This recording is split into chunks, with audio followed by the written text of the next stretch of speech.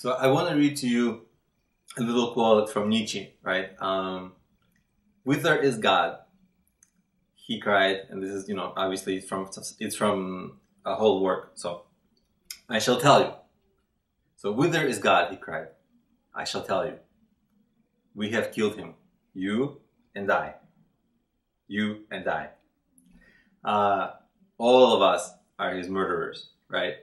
And this alludes exactly to, once we realize in our mind that God doesn't exist, it's like, poof, murdered him. Now all the rules that he ever gave you, out the window. Poof, that easily, murdered him. Right? And that's Nietzsche. Because it's that easy. Poof.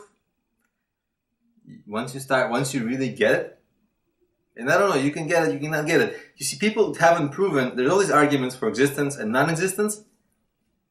I'm not going to say I don't want to say what I think. I'm just presenting what history sort of says, right? Because I don't want to impose my views on this.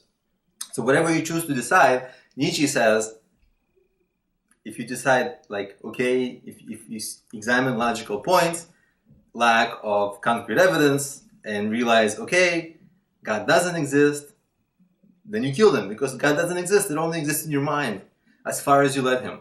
Because it's a made-up thing. It's a belief that isn't backed up by any kind of concrete knowledge.